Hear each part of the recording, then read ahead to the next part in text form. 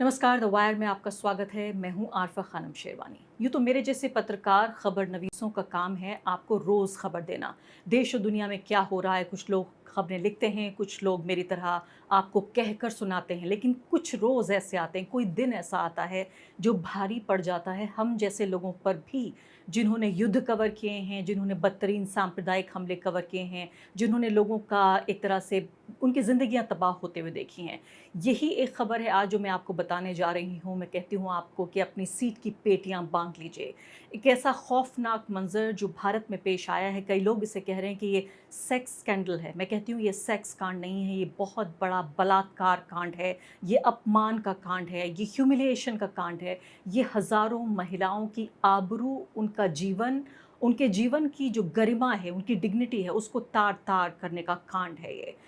ये खबर आ रही है कर्नाटका से। कर्नाटका में एचडी देवेगौड़ा, जो कि भारत के प्रधानमंत्री रह चुके हैं, उनके पोते की ये शर्मनाक घिनौनी घटना है। जो व्यक्ति पिछले कई सालों से उसने 1, 2, 3, 4 नहीं, कुछ दर्जन भर नहीं, कुछ 100 नहीं, बल्कि बताया जा रहा है कई हज़ार इस तरह के वीडियो सामने आ रहे हैं, तकरीबन 3000 वीडियो। और मैं तो कहती हूँ इस पे सवाल ही छोड़ दीजिए, ये 3000 हैं या फिर 1000 हैं या 300 हैं या 30 हैं। सवाल यहाँ पैदा होता है कि आज 75 साल बाद भारत के आज़ादी के महिलाओं की स्थिति ये है कि एक व्यक्ति जो सांसद है, बड़े रसूखदार परिवार का है, वो व्यक्ति ऐसा कर सकता है कामकाजी महिलाओं के साथ। ऐसा लगता है कि कोई 50 या 60 के दशक की, मुझे लगता है कोई बॉलीवुड की फ़िल्म भी नहीं बनी होगी आज तक इस तरह के घटनाक्रम पर। और ऐसा लगता है कि इस तरह से जो मैं आपको अभी कहानी बताने जा रही हूँ, अगले कुछ मिनटों में आप सुनेंगे, तो आपको लगेगा कि कोई ऐसी वेब सीरीज़ चल रही है जिसका आप स्विच ऑफ करेंगे और वो बंद हो जाएगी। वो सिर्फ़ एक काल्पनिक घटना हो तो ज़्यादा अच्छा है। ये व्यक्ति प्रज्वल रेवन्ना नाम का व्यक्ति हासन से, कर्नाटका के हासन का सांसद है ये, और दोबारा टिकट दिया इसको बीजेपी और जेडीएस ने मिलके। जेडीएस उसकी पार्टी, ज़ाहिर है उसके पिता और उसके जो दादा हैं उनकी ये पार्टी है। तो इस व्यक्ति ने सैकड़ों हज़ारों महिलाओं के साथ बलात्कार किया, यौन संबंध बनाए, और यौन संबंध मर्ज़ी से बनाने के अलावा बलात्कार भी किया। जिस तरह की डिटेल्स उभर कर आ रही हैं, मैं आपको तस्वीरें तो यहाँ नहीं दिखा सकती, माफ़ कीजिएगा, इतनी मेरी हिम्मत भी नहीं है और मैं चाहती भी नहीं हूँ। जिस तरह की तस्वीरें सामने आ रही हैं, उनमें कम उम्र की लड़कियों से लेकर 60 साल से ऊपर की महिलाओं तक, महिलाएँ गिड़गिड़ा रही हैं और कह रही हैं कि हमारे साथ ये हरकत मत करो, हमारे साथ ये हरकत करते हुए वीडियो मत बनाओ। इसमें कई महिलाएं ऐसी देखी जा सकती हैं जो अपनी मर्ज़ी से इस यौन क्रिया में लिप्त हो रही हैं, लेकिन ज़्यादातर महिलाएं ऐसी हैं जिनके साथ ज़बरदस्ती की जा रही है, बलात्कार किया जा रहा है। पहले ये व्यक्ति इन महिलाओं को बुलाता था, जिनमें सरकारी अधिकारी मौजूद हैं, इसमें आईएएस, आईपीएस अधिकारी मौजूद हैं, इसमें गवर्नमेंट में काम करने वाली अलग-अलग पदों पर महिलाएं हैं, इसमें बीजेपी की जो कार्यकर्ताएं हैं वो महिलाएं हैं, इसमें टीवी एंकर्स भी शामिल हैं, घर में काम करने वाली जो मेड्स होती हैं, डोमेस्टिक वर्कर्स होती हैं, काम वाली औरतें, जिन्हें काम वाली बाई कहते हैं कुछ लोग, वो भी शामिल हैं। उसमें ऐसी महिलाएं भी हैं जिनकी उम्र मैंने आपको बताया 50 साल और 60 साल उससे ऊपर भी है। एक महिला जिसने ये मुकदमा दर्ज किया है, आखिरकार एक महिला जिसकी हिम्मत हुई है, जो काम करती है इस व्यक्ति के घर में, उस महिला ने कहा है कि मेरे साथ और मेरी बेटी के साथ, दोनों के साथ बदसलूकी करने की इस व्यक्ति ने कोशिश की। अब मैं आपको इसको तो सिलसिलेवार तरीके से बताऊंगी कि सिर्फ एक व्यक्ति का नहीं, पूरी की पूरी जो हमारी पॉलिटिकल कल्चर है उसको सीधे तौर पे दर्शाता है। लेकिन साफ तौर पे मैं उन महिलाओं के बारे में सबसे ज़्यादा सोच रही हूँ जिनके वीडियोस बाहर आ रहे हैं, और कुछ लोग उसे मनोरंजन की तरह, एक पोर्नोग्राफी की तरह देख रहे हैं कि देखिए यहाँ तो असली महिलाएं हैं, असली महिलाओं के साथ इस तरह का दुराचार हो रहा है। ये वीडियो आप सबसे पहले अपनी स्क्रीन पर देखिए। देश के प्रधानमंत्री नरेंद्र मोदी, भाजपा के स्टार प्रचारक, अब की बार 400 पार की सीटों का दावा करने वाले, इन 400 सीटों में जो आने वाली हैं भाजपा की, उनमें ये सीट भी शामिल थी। प्रधानमंत्री ये चाहते थे, यानी आप ये सोचिए कि 8 दिसंबर 2023 को, यानी अब से तकरीबन 5-6 महीने पहले की बात है, जब खुद बीजेपी के जो कैंडिडेट हैं, जी देवराजे गौड़ा इनका नाम है, 2023 के असेंबली इलेक्शंस में उन्होंने BY विजेंद्र को लिखा था दिसंबर 8 2003 में, और उनसे कहा था कि इस व्यक्ति को आप नॉमिनेट मत कीजिए, यानी इसको टिकट मत दीजिए। और उसी दिन जो है उन्होंने यही ख़त जो है वो BL संतोष को भी लिखा था, जो RSS के वरिष्ठ नेता हैं, प्रचारक हैं और राष्ट्रीय जो है नेशनल जनरल सेक्रेटरी भी हैं। बीजेपी के, इन दोनों को ये ख़त लिखकर बाकायदा कहा था। अब ये न्यूज़ मिनट की रिपोर्ट कह रही है कि विजेंद्र कह रहे हैं कि मुझे तो इसके बारे में कुछ मालूम ही नहीं है। यानी आप सोचिए 8 दिसंबर 2023 को अगर ये इस पर एक्शन लिया होता, इसको सिर्फ चुनाव के खिलाफ ना जाने के तौर पर देखा गया होता, तो ये व्यक्ति जिसको आप देख रहे हैं, ये जर्मनी भाग चुका है, कुछ कह रहे हैं लोग फ्रांस भाग चुका है, हमें पता नहीं है कि कहाँ भागा है। इससे पहले आइए देख लेते हैं तस्वीरें, तो आप अभी तक देख ही रहे थे, अब ये देखिए, वीडियो देखिए। हासन लोकसभा से एनडीए के श्री प्रज्वलन रेवन्ना और मंड्या से मेरे मित्र एचडी कुमारस्वामी आने वाली 26 अप्रैल को इनके लिए आपका हर वोट मोदी को मजबूती देगा, देश का भविष्य तय करेगा। प्रधानमंत्री नरेंद्र मोदी बिल्कुल साफ तौर पे अपने वही चिर परिचित अंदाज में वो कह रहे हैं कि रेवन्ना को दिया गया वोट ये मुझे दिया गया, मेरा हाथ मजबूत कीजिए। आप इसी व्यक्ति को, यानी बीजेपी के ही दूसरे पदाधिकारियों को, एक व्यक्ति ने दूसरे को बताया, उच्च पदाधिकारियों को, ये खत जो आप देख रहे हैं अपनी स्क्रीन पर, इस खत के ज़रिए, ये कन्नड़ा में लिखा हुआ खत, इसके ज़रिए बताया कि इस व्यक्ति के खिलाफ ये वीडियो पहले ही लीक हो चुके थे। प्रधानमंत्री यहाँ पर बाकायदा अपने अंदाज में कह रहे हैं कि इस व्यक्ति को आप वोट दीजिए और मेरा हाथ मजबूत कीजिए, मुझे मजबूत कीजिए, मुझे बल दीजिए। किस तरह के बल का जिक्र कर रहे हैं, क्योंकि जब सत्ता की हवस, सत्ता की भूख जब इस हद तक बढ़ जाए तो ना उसमें नैतिकता नज़र आती है, ना अनैतिकता नज़र आती है। मैं ये नहीं जानती कि प्रधानमंत्री को इस बात का इल्म था या नहीं, ये जानकारी थी या नहीं कि ये व्यक्ति इतने घृणित कामों में लिप्त है, लेकिन जब दिसंबर से लेकर अब तक उन्होंने इस पर एक्शन नहीं लिया, जब मार्च के महीने में इस व्यक्ति का कैंडिडेचर, उसकी उम्मीदवारी तय हुई, ये 14 अप्रैल को नरेंद्र मोदी ने जब इस तरह से इस व्यक्ति के लिए वोट मांगे, तब तक अगर उन्हें नहीं पता था तो इसमें भी उनका ही जुर्म है, इसमें भी उनकी ही गलती है। उन्हें पता ना होना, देश के गृह मंत्री को ना पता होना, इन महोदया को, स्मृति ईरानी को, जिनके पास ऐसा लगता है कोई और मंत्रालय नहीं है, उनके पास 5 साल सिर्फ एक ही मंत्रालय रहा और वो था राहुल गांधी आलोचना मंत्रालय। स्मृति ईरानी, मैं सोच रही हूँ संदेश खली पे आप देखिए ये प्रेस कॉन्फ्रेंस उन्होंने की थी और किस कदर भावुक अंदाज में उन्होंने एक एक डिटेल बताते हुए कि वेस्ट बंगाल में ये तमाम घटना हो रही है, इस तरह से महिलाओं को सताया जा रहा है। सबसे पहले आनन फानन में ताबड़तोड़ तरीके से उन्होंने ये प्रेस कॉन्फ्रेंस की थी। इस घटना को कई घंटे गुजर चुके हैं, उसके बावजूद भी आप खंगालिए सबके ट्विटर हैंडल पे, मैं आपको काम दे रही हूँ, सबके ट्विटर हैंडल पे जाइए और तलाश कीजिए, सिवाय अमित शाह के। अमित शाह ने भी ये कहा है कि हाँ, उन्हें, वो अपने को अलग कर रहे हैं इस घटनाक्रम से और बाकायदा ये सवाल कर रहे हैं कांग्रेस पार्टी से कि उनकी जो सरकार थी उन्होंने क्या किया कर्नाटका में। मैंने ये सवाल पूछा कांग्रेस पार्टी के अध्यक्ष मल्लिकार्जुन खड़गे से, कुछ ही पलों में मैं आपको दिखाऊंगी। ये सवाल अमित शाह नहीं, ये मैंने पूछा एक पत्रकार होने के नाते। मेरी जिम्मेदारी है, द वायर की जिम्मेदारी है कि आखिर उन्होंने क्यों इसको जाने दिया इस व्यक्ति को एयरपोर्ट से बाहर, क्योंकि जाहिर है कर्नाटका के ही किसी एयरपोर्ट से ये व्यक्ति निकला होगा, बेंगलुरु एयरपोर्ट से या कहीं और से।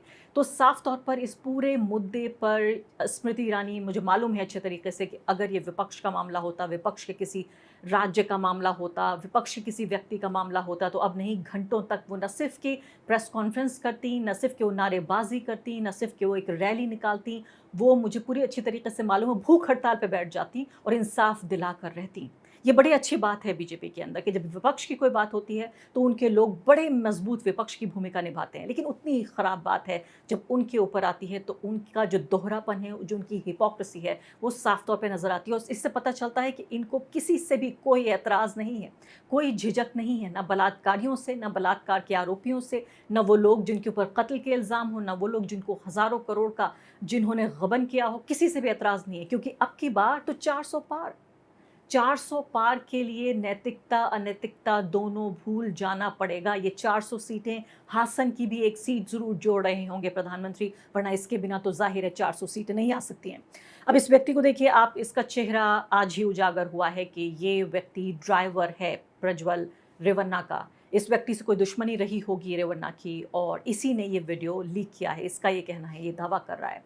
यानी जब तमाम लोग खामोश रहे, जब ये हंसी का पात्र, मनोरंजन का पात्र बन रही थी वो तमाम महिलाएं, आईएएस थी, आईपीएस थी, गवर्नमेंट ऑफिशियल्स थी, न्यूज़ एंकर्स थी, काम घर में काम करने वाली बाइयाँ थीं, तमाम तरह के प्रोफेशनल लोग, कॉरपोरेट से जुड़ी हुई बड़ी-बड़ी कंपनियों में काम करने वाली, न सिर्फ़ कि सरकारी महकमों में बल्कि प्राइवेट में, कॉरपोरेट्स में काम करने वाली ये वो महिलाएँ जो सीईओ और बड़े-बड़े पदों पर थीं, वो महिलाएँ भी इसमें शामिल थीं जिनके वीडियोज़ बनाकर ये व्यक्ति पहले उनके साथ इस तरह का ये यौन क्रिया करता था और उसके बाद उनको ब्लैकमेल करता था अलग-अलग तरह की चीज़ों के लिए। मैंने आपको बताया कि प्रोफ़ेशनल्स के अलावा बीजेपी की नेता और बीजेपी के कार्यकर्ता भी इसमें शामिल थीं। तरह-तरह से इंटरनेट पे ये कहानियाँ वायरल हो रही हैं कि कैसे ये व्यक्ति इतनी महिलाओं को एक साथ कितना बड़ा पर्वर्ट था। आइए सुन लेते हैं जब मैंने ये सवाल पूछा मल्लिकार्जुन खड़गे से तो उनका जवाब क्या था। लेकिन खड़गे साहब इसमें हैरानी की बात यह है कि स्टेट में आपकी गवर्नमेंट है, स्टेट के ही किसी एयरपोर्ट से व्यक्ति निकला होगा, 5 साल से इस तरह की घिनौनी हरकत में ये इन्वॉल्व था कि खुद इतना पर्वर्टेड था कि अपने वीडियोज़ खुद बनाता था अपने ऊपर औरतों को फोर्स करने के दौरान। आपकी सरकार ने, पुलिस ने क्यों जाने दिया? नहीं, मुझे तो उसका डिटेल मालूम नहीं है। ये देखो, वो इलेक्शन भी कंटेस्ट कर रहा है। जी हाँ, वही बीजेपी बोल रहा हूं जेडीएस ना। का जॉइंट कैंडिडेट तो है। ये जो है, ये सारी चीजें हैं। और इलेक्शन कमीशन में भी एक ये भी देखना चाहिए था कैंडिडेट किधर जाता, कहाँ रहता, कहाँ पैसे लाता, ये भी इलेक्शन कमीशन देखना चाहिए। इस वक्त तो पूरा इलेक्शन कमीशन एक्टिव होता ना, इंटेलिजेंस भी एक्टिव होती, सेंट्रल इंटेलिजेंस। और यहाँ पर जब जा रहा है बाहर तो उसको पासपोर्ट देख के तो रोकना चाहिए था। अब यहाँ सवाल ये पैदा हो रहा है कि आखिर अगर ये दिसंबर के महीने में ये बात पता थी तो अब तक ये तस्वीरें, ये वीडियोज़, ये खबर बाहर क्यों नहीं आई? धान्या राजेंद्रन, ये जो न्यूज़ मिनट की पत्रकार हैं, उन्होंने अपने एक्स हैंडल पे लिखा है, ट्विटर हैंडल पे लिखा है कि आप सोच रहे होंगे कि आखिर ये खबर क्यों नहीं आई। अदालत से इस व्यक्ति ने बाकायदा पाबंदी लगाते हुए, जिसको गैग ऑर्डर अंग्रेज़ी में कहा जाता है, वो पिछले साल ही ले लिया था कि इस तरह के वीडियोज़ आ सकते हैं तो कोई भी अखबार इनको पब्लिश नहीं कर सकता। आप जुर्म की इंतहा देखिए, जुर्म के बाद इस व्यक्ति की हिम्मत देखिए, इस व्यक्ति की ऑडेसिटी देखिए कि कैसे इतना बड़ा जुर्म करने के बाद एक पूर्व प्रधानमंत्री का पोता, जिसके खुद के बाप, उसके चचा, उसके ताया, तमाम लोग परिवार में सब सिर्फ विधायक हैं या फिर वो सांसद हैं या फिर वो मंत्री हैं या फिर वो पूरे तरीके से रसूखदार, एक ऐसा, इसको फर्स्ट फैमिली भी कहा जाता है, यानी 3 जो बड़े परिवार हैं कर्नाटका में, बीजेपी और कांग्रेस, इसके अलावा जेडीएस, इन तीनों बड़े परिवारों में से एक परिवार का ये हिस्सा है। कम उम्र का ये व्यक्ति है। कभी-कभी मुझे अफ़सोस होता है, मैं सोचती हूँ किस तरह की इसकी घिनौनी परवरिश रही होगी, कितनी गंदी परवरिश इस व्यक्ति की रही होगी, जो इतना घटिया आदमी ये बड़े होके बना, जिसने महिलाओं के साथ उनके ऊपर, उनकी आबरू, उनकी ज़िंदगियों के ऊपर उनको कुचलता हुआ चला गया ये व्यक्ति। तो ये कह रही हैं धान्या, ये भी अपने आप में अफ़सोस की बात है। और कर्नाटका जो हाई कोर्ट है, अगर इसको देखें हम तमिलनाडु केस से अगर इसको कंपेयर करें, धान्या ये भी कहती हैं, तो वहाँ पर और इसके मुकाबले बहुत सारे, यानी कि बता रही हैं तकरीबन 1 साल में 200 मुकदमे तो सिर्फ द हिंदू अखबार पर चल रहे हैं। और उन्होंने कहा कि जब उन्होंने 2 बार ऐसी कोशिश की कि इस तरह की पाबंदी वाले आदेशों के खिलाफ जाके रिपोर्टिंग की, तो मुकदमे उनकी न्यूज़ संस्थान पर भी चल रहे हैं। छोटे संस्थानों के लिए संभव नहीं होता कि वो वकीलों को हायर कर सकें, उनकी फ़ीस दे सकें, और ज़ाहिर है इस मसले में नहीं पड़ना चाहते, इसीलिए ये इतनी बड़ी खबर छिपी रही। अब मुख्यमंत्री सिद्धरमैया जो उन्होंने कहा है कि जो स्टेट कमीशन है विमेन का, उन्होंने सरकार को लिखा है और कहा है कि किस तरह से हज़ारों महिलाओं को ब्लैकमेल किया गया और इस तरह की जो शारीरिक संबंध हैं उन्हें बनाने के लिए, नेताओं के साथ भी बनाने के लिए मजबूर किया गया। मैंने आपको बताया था कि ये एफआईआर फाइल की गई थी एक व्यक्ति के ज़रिए जो रेवन्ना के घर में ही काम किया करती थी, और उन्होंने न सिर्फ के रेवन्ना बल्कि एचडी रेवन्ना जो उनके पिता हैं प्रज्वल के, उन दोनों के ख़िलाफ़ भी उन्होंने मुकदमा दायर किया है, जो विधायक हैं अभी वहाँ पर कर्नाटका में।